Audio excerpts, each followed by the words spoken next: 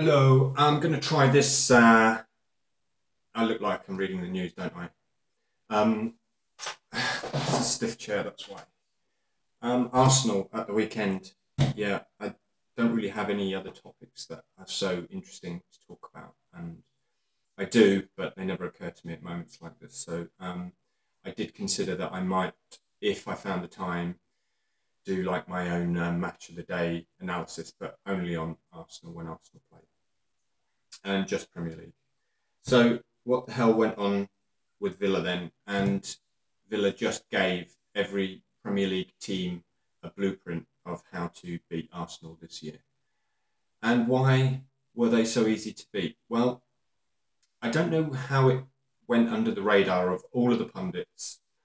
Um, City were deemed as not having, a manager that has tactical ability to switch in a second kind of play. But I think Wenger has equally not been able to do that. And Champions League, the same. He has not been able to turn those games around that you absolutely need to. Cup games. Congratulations on the Community Shield, by the way, lads.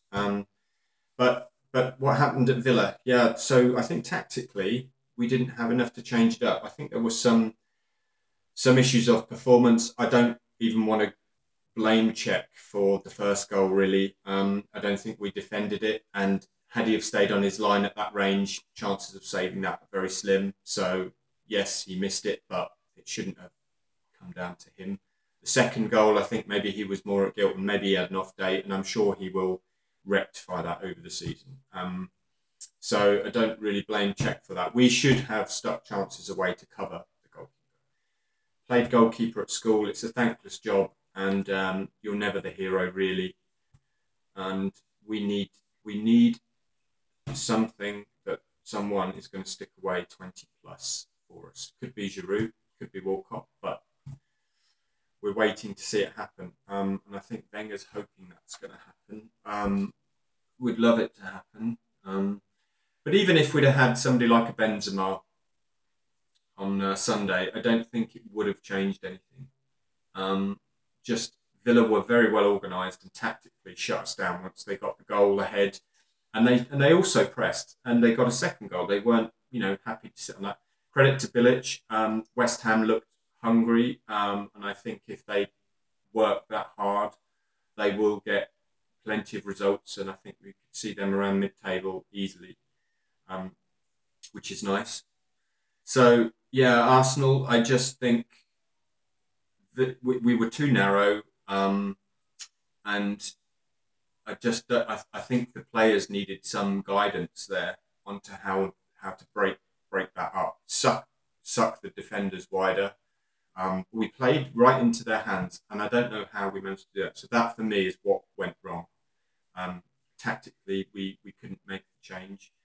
I don't know if it was a problem communicating that to the players. I don't know, but that's my initial thing. It's early days. You can drop some points now, but those teams that start well, I mean, for Chelsea, thank goodness they did start well, because they had a little bit of a rock and roll moment last season. So the early games are important, and relegated sides will tell you that if you battle as hard as you do at the start of the season as you do at the end, and you've got to focus for the full length of the game.